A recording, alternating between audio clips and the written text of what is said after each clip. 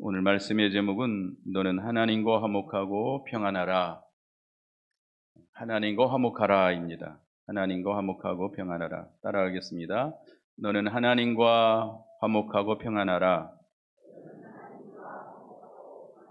예, 엘리바스, 욥의 친구 엘리바스가 욥이 그 고난 중에 있을 때 찾아와서 그를 권고하는 말씀입니다. 물론 이 말씀은 욥에게는 합당치 않는 말입니다. 욥기 42장 7절에 보면 하나님께서 네가 하는 말이 옳지 않다라고 말씀을 했습니다. 그렇지만 이 말씀은 하나님이 우리에게 주신 진리의 말씀입니다. 욥기서를 우리가 참 좀 어려운 성경이라고 볼 수 있겠지만 우리가 여기에 주신 이 본문에서 주시는 이 말씀은 일반적으로 우리에게 주신 진리의 말씀입니다. 그래서 우리가 오늘 우리에게 하나님께서는 하나님과 화목하라 라는 말씀을 우리에게 주고 계십니다. 죄인은 하나님과 원수가 되어서 평안을 누릴 수가 없지요. 하나님께서 친히 우리와 화목케 하시려고 독생자 예수 그리스도를 이 땅에 보내주시고 우리의 죄를 예수님께 대신 담당케 하시고 피 흘려 십자가에 죽게 하셨습니다. 그래서 우리를 대속해 주시고 우리를 의롭다 하셨습니다.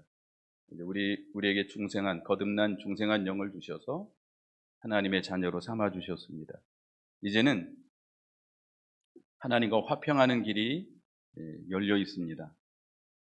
그렇지만 여러분들은 하나님과 늘 화목한 가운데 사십니까? 그러지 못하지요. 우리가 하나님과 화평하기를, 하나님과 화목하기를 힘써야 됩니다. 힘쓰지 않으면 우리에게는 육체의 정욕이 있어요.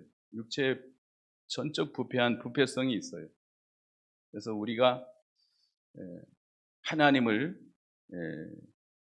하나님 안에서 하나님이 주시는 하나님과 교통하고 하나님이 주시는 평안을 누려야 되는데 우리가 예수 믿어서 구원받았지만 우리의 육체의 정욕에 이끌려서 하나님을 멀리 떠나게 되고 우리가 죄 가운데 하나님과 원수가 될 때가 많습니다.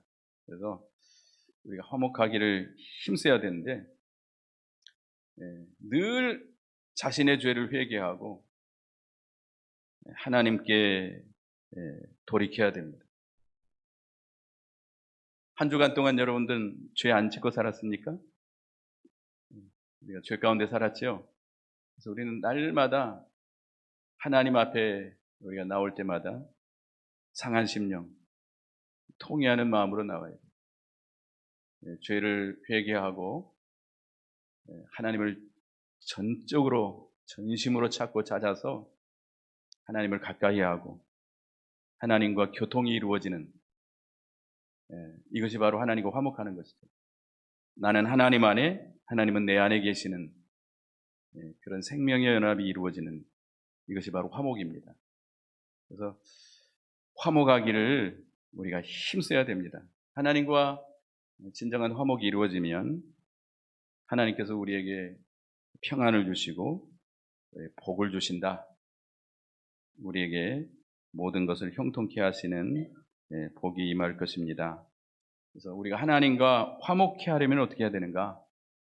첫째는 하나님의 입에서 교훈을 받고 그 말씀을 마음에 두라 그랬습니다. 22절 다 같이 읽어보겠습니다. 본문 22절을 다 같이 읽습니다. 시작. 청하건대 너는 하나님의 입에서 교훈을 받고 하나님의 말씀을 내 마음에 두라. 하나님과 화목하려면 하나님의 말씀을 받으라 이거예요. 하나님께서는 말씀을 통해서 하나님 당신과 하나님의 뜻을 우리에게 계시해 주셨습니다. 말씀으로 천지 만물을 창조하시고 말씀으로 우리에게 찾아와 주시고 말씀으로 우리에게 은혜를 주십니다. 우리가 은혜라고 하면 어떤 하늘에서 우리에게 그냥 무슨 복덩어리를 내리듯이 쏟아 부어지는 게 아니에요. 하나님께서는 말씀을 통해서 우리 가운데 역사해서 은혜를 베풀어 주십니다. 또 말씀대로 이루어서 당신의 구원 역사를 이루어 가십니다. 그렇기 때문에 우리가 하나님의 말씀을 잘 받아서 그 말씀대로 순종하는 길이 하나님과 화목하는 생활이에요. 그래서 우리가 하나님의 말씀을 들을 때에 데살로니가전서 2장에 말씀했듯이 하나님께서는 뭐 직접 여러분에게 나타나셔서 말씀 주시지 않잖아요. 구약 시대는 선지자들을 통해서 말씀을 주시고 오늘날은 하나님이 세우신 사역자들을 통해서 여러분에게 말씀을 주십니다. 말씀을 주실 때 우리는 사람의 말로 받지 말고 누구의 말로 받아야 돼요? 하나님의 말씀으로. 하나님께서 지금 내게 주시는 말씀으로 하나님 앞에서 그 말씀을 받아야 됩니다. 여기 너는 하나님의 입에서 교훈을 받고 그랬습니다. 하나님의 입에서 교훈을 받고.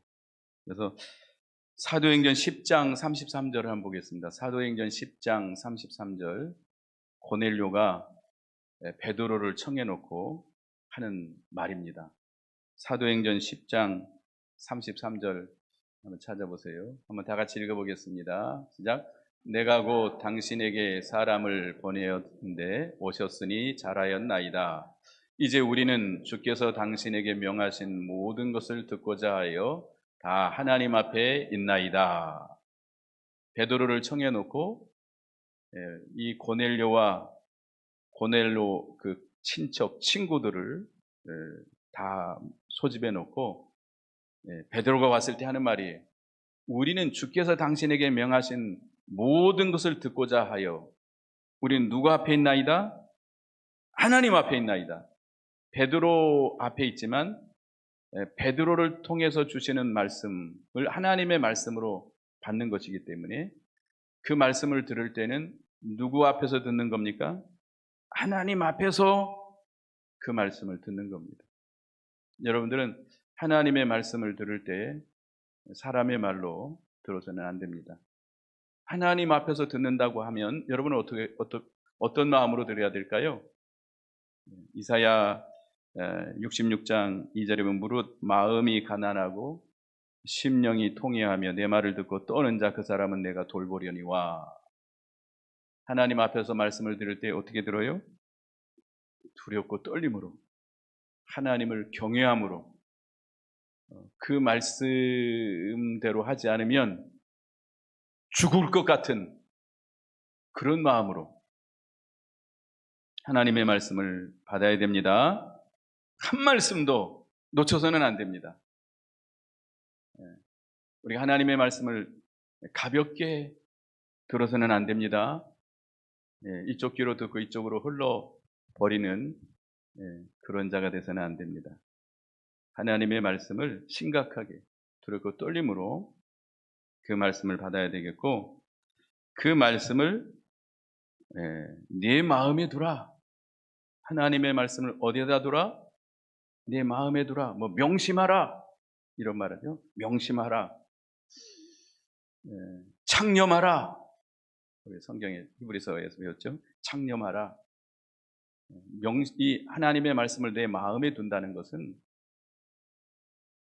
하나님의 말씀을 받을 때 성령 하나님으로 받아야 됩니다. 고린도후서 5장 19절에 보겠습니다. 고린도후서 3장 3절 보겠습니다. 고린도후서 3장 3절, 고린도후서 3장 3절 읽어봅니다.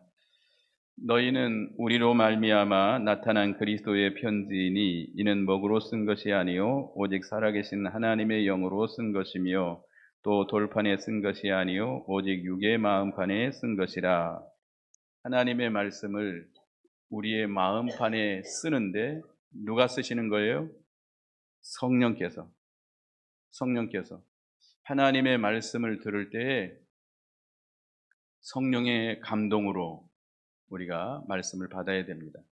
우리 중생한 영이 성령의 감동으로 그 말씀을 받을 때에 그 말씀이 깨달아지고 믿어지고 그 말씀의 은혜를 받고 그 말씀의 위로를 받고 그 말씀의 힘을 얻고 그 말씀이 우리에게 소망이 되고 그 말씀이 모든 문제의 해결책이 되는, 우리의 말씀이 우리에게 생명이 되는 그런 말씀이 됩니다.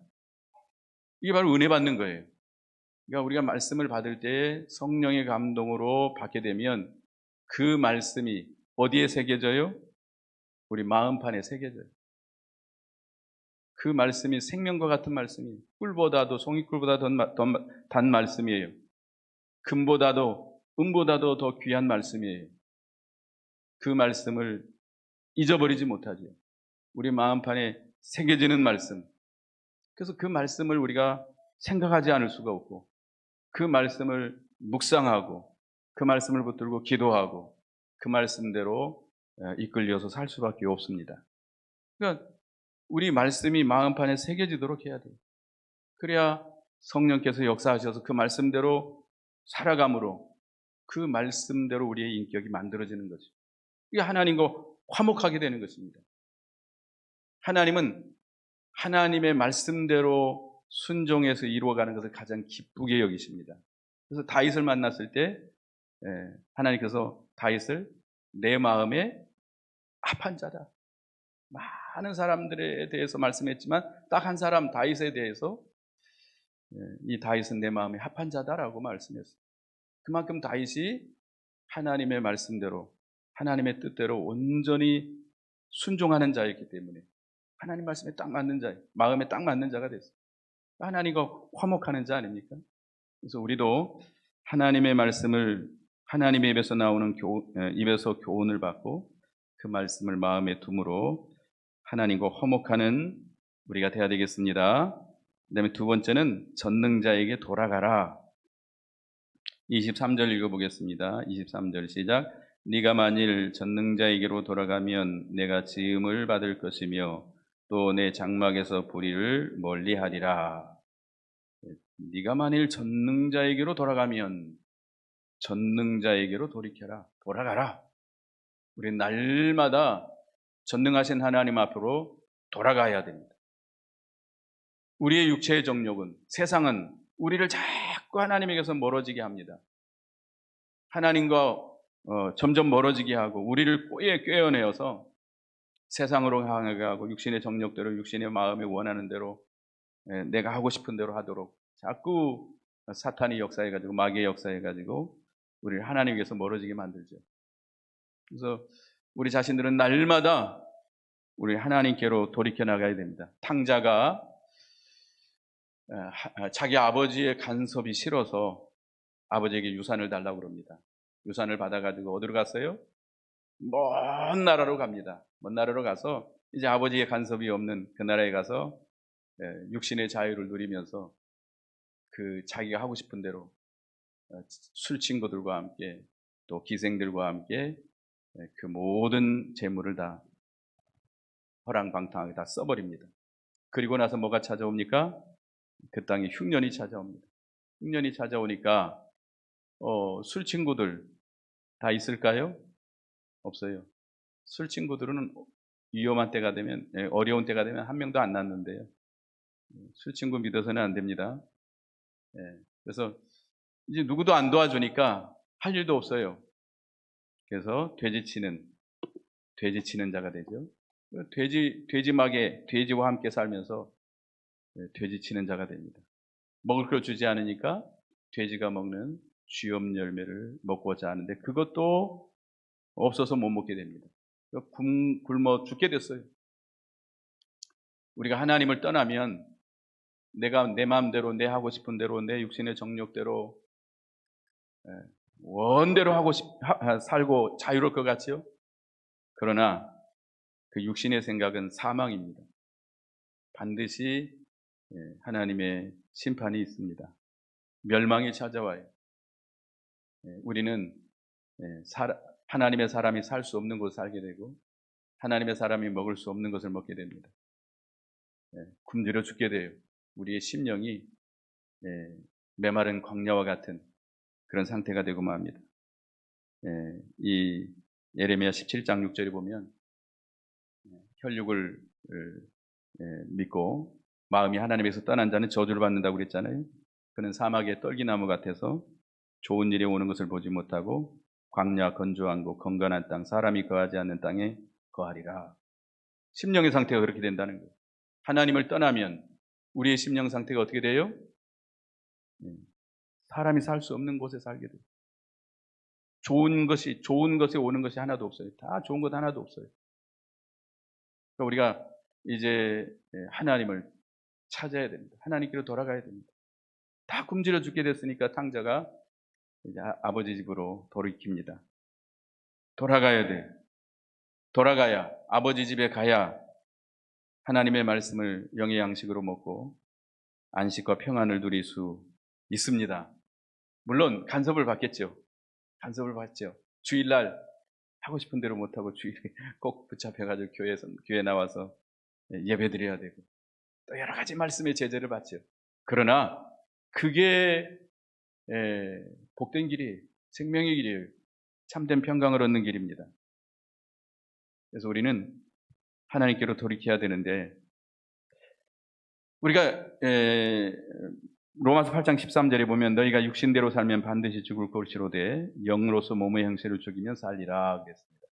우리가 육신의 소욕대로 살면 죽어요. 뭐가 죽어요? 영의 생명의 역사가 죽어요. 죽은 나무와 같이 우리의 심령 상태가 그렇게 됩니다. 하나님께서는 육신대로 살면 망할 수밖에 없으니까 우리를 징계하십니다.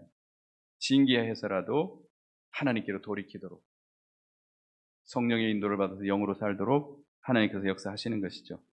그래서 우리는 하나님께로 돌이켜야 되는데 돌아오는 일이 쉬울까요? 어려울까요? 쉬운 일이 아닙니다. 쉬운 일이 아니에요. 사무엘상 7장 3절에 보면 너희 마음을 여호와께로 돌이키라고 그랬는데 너희가 전심으로 여호와께 돌아오려거든 그랬습니다. 하나님께 돌아올 때 어떻게 돌아와야 돼요?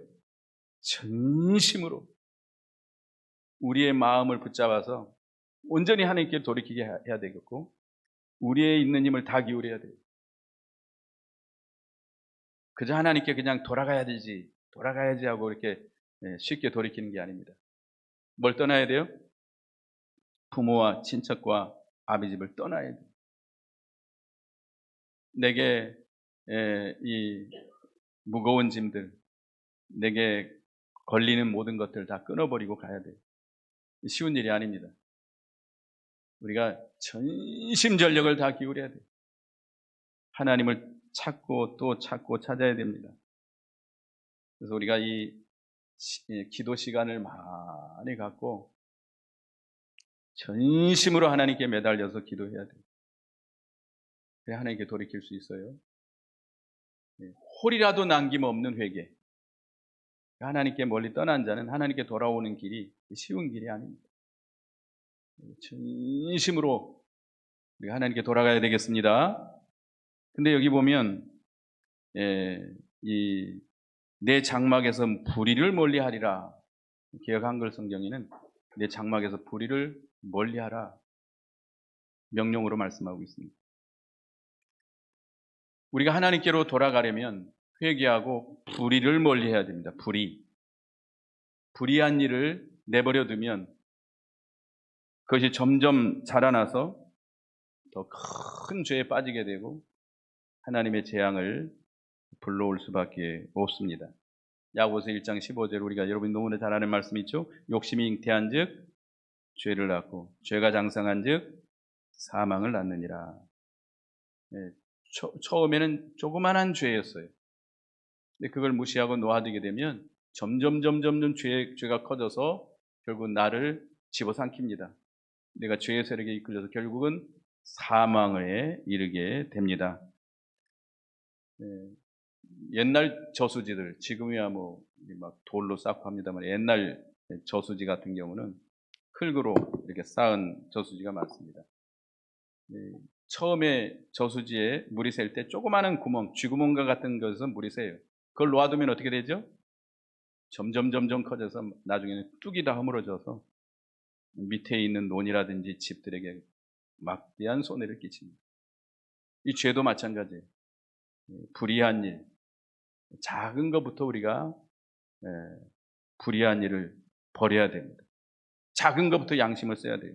누가복음 16장 10절에 보면 지극히 작은 것에 충성된 자는 큰 것에 충성되고 지극히 작은 것에 불의한 자는 큰 것에도 불의하니라.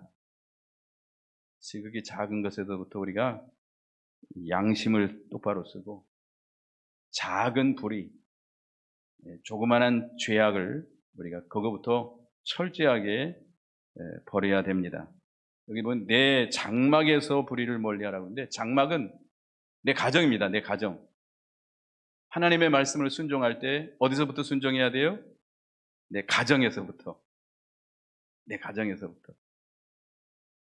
내 가정에서는 뭐 그냥 대충 살지만 밖에 나가면 잘 살면 되지라고 생각할 수 있겠죠.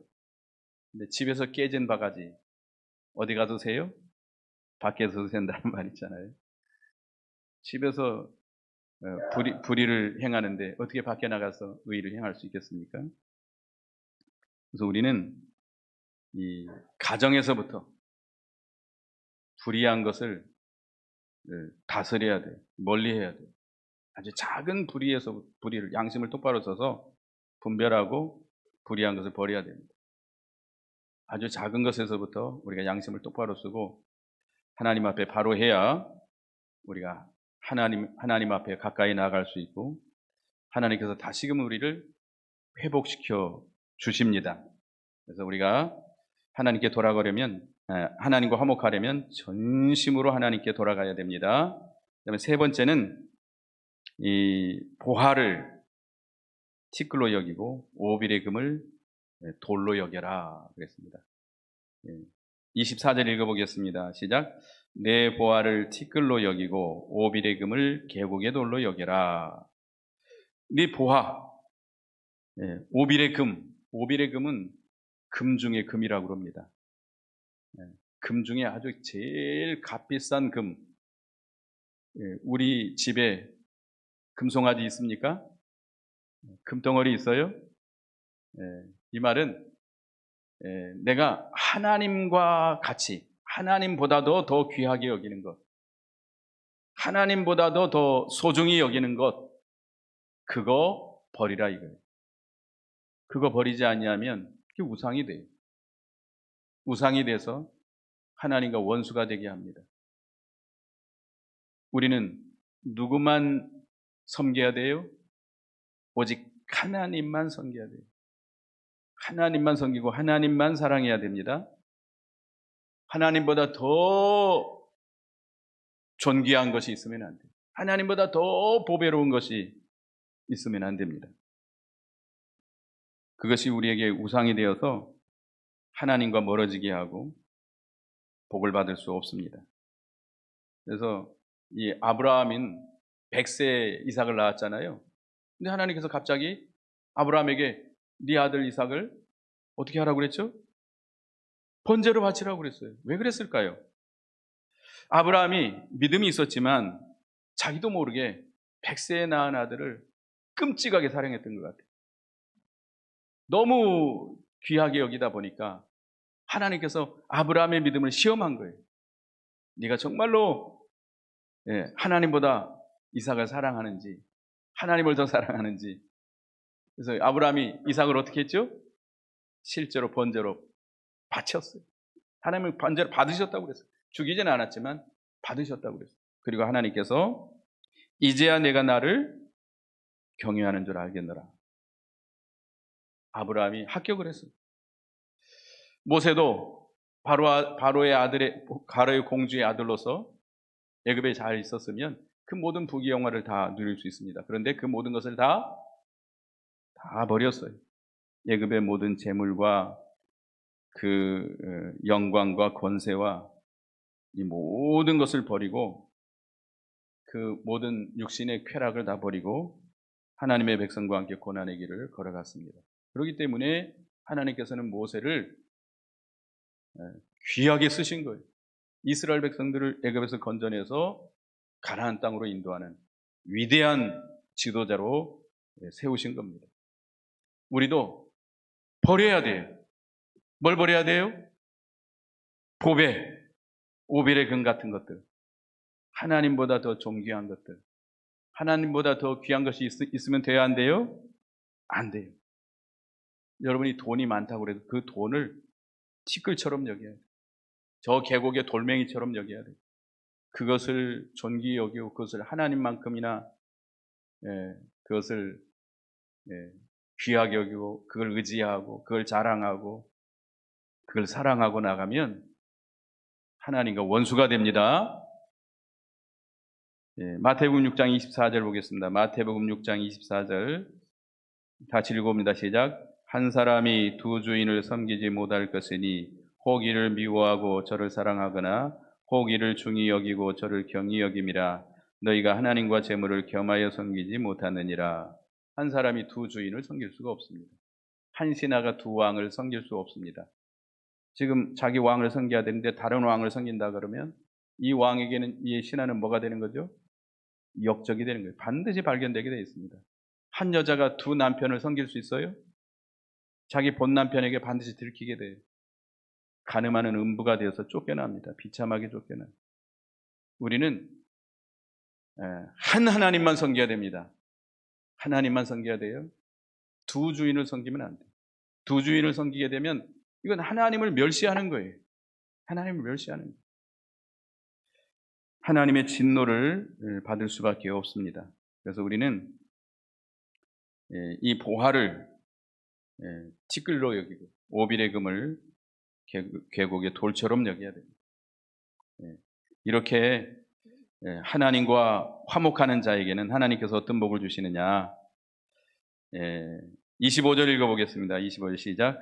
그리하면 전능자가 내 보화가 되시며 내게 고귀한 응이 되시리니. 하나님이 우리에게 보화가 되시고 하나님께서 고귀한 은이 되신다. 하나님께서 우리에게 모든 것이 생명이 되시고 하나님께서 우리에게 부가 되시고 영광이 되주시고 모든 것이 다 돼요. 이 금이나 은은요 우리를 재앙에서 건지지 못한다. 에스겔 7장 19절에 보면 그들이 그 은을 거리에 던지며 그 금을 오물같이 여기리니 이는 여호와 내가 진노를 내리는 날에 그들의 은과 금이 능히 그들을 건져내지 못하며 능히 그 심령을 족하게 여기거나 그 창자를 채우지 못하고 오직 죄악의 걸림돌이 되미로라. 금과 은은 우리를 환난의 날에 건질 수 있어요, 없어요? 못 건져요. 오히려 죄악에 빠뜨리는 걸림돌이 돼요. 그러나 하나님만이 우리를 건질 수 있습니다. 하나님만이 우리에게 생명을 줄 수 있습니다. 하나님만이 우리를 영원한 하나님의 나라로 인도할 수 있습니다. 하나님을 가장 큰 보배로 삼으시기 바랍니다. 그 다음에 26절 읽어봅니다. 시작. 이에 내가 전능자를 기뻐하여 하나님께로 얼굴을 들 것이라. 하나님과 화목하면 하나님 전능하신 하나님으로 기뻐하게 된다. 하나님으로 즐거워하고 기뻐하게 된다. 하나님으로 만족하는 누구처럼 하박국 선지자처럼 모든 것 다 없어져도 하나님 한 분으로 만족하고 하나님으로 즐거워하고 기뻐하는 생활. 이게 최고의 기쁨입니다. 여러분들 세상에서 내가 돈을 벌었다, 출세했다, 자식이 잘 됐다, 사업이 잘 됐다. 잠깐 기뻐할 수 있어요. 잠깐 기뻐하는 거예요. 그건 영원한 기쁨이 아닙니다. 참된 기쁨이 아닙니다. 그러나 하나님으로 기뻐하는 영적인 즐거움은 참된 즐거움입니다. 속에서 영원토록 솟아나는 샘물과 같이 우리에게 그런 기쁨을 우리에게 줍니다. 그래서 하나님께로 얼굴을 들게 된다. 하나님과 교통이 이루어지게 된다. 그래서 27절을 읽어봅니다. 시작. 너는 그에게 기도하겠고 그는 들으실 것이며 너의 소원을 내가 갚으리라. 하나님께 기도하면 하나님이 다 들어주신다. 하나님과 화목하는 자는 하나님께 기도하면 다 어떻게 해주셔요? 다 들어주세요. 응답해 주시고 내 소원을 갖게 될 것이다. 소원을 갖게 된다는 것은 모든 일이 잘 돼야 갚을 수 있잖아요. 그 다음에 28절 읽어봅니다. 시작. 네가 무엇을 결정하면 이루어질 것이요 내 길에 빛이 비치리라. 무엇을 결정하든지 무엇을 경영하든지 다 하나님께서 이루어지게 된다. 다 이루어지 형통하게 해주신다는 거예요. 하나님과 화목하면 하나님께서 형통케 해주시고 그 길에 빛이 비추게 된다. 앞길이 환하게 열린다. 이게 하나님께서 열린 문을 두어서 앞길이 환하게 열리도록 해 주신다는 겁니다. 29절 읽어봅니다. 시작. 사람이 너를 낮추거든 너는 교만했노라 말하라. 하나님은 겸손한 자를 구원하시리라. 우리가 하나님과 화목하기 위해서 우리가 낮춤을 받을 수가 있습니다. 사람들에 의해서 낮아질 수 있어요. 그러나 베드로전서 5장 6절에 그러므로 하나님의 능하신 손 아래에서 겸손하라. 때가 되면 너희를 높이시리라. 하나님의 손 안에서 겸손하면 하나님께서 어떻게 해주세요? 반드시 높여주십니다. 우리가 하나님과 화평하기 위해서 화목하기 위해서 때로는 사람들이 핍박을 받아서 낮아질 수 있어요. 하나님의 능력의 손 아래서 겸손하게 잘 참고 견디면 하나님 반드시 높여주십니다. 30절 읽어봅니다. 시작. 죄 없는 자가 아니라도 건지시리니 내 손이 깨끗함으로 말미암아 건지심을 받으리라. 혹시 죄가 있다 할지라도 허물이 있다 할지라도 하나님이 용서해 주시고 씻어 주시고 건져 주신다 그랬습니다. 그래서 우리는 오늘 제목 하나님과 화목하고 너는 하나님과 화목하고 평안하라 했는데 한마디로 하나님과 화목해야 되겠습니다.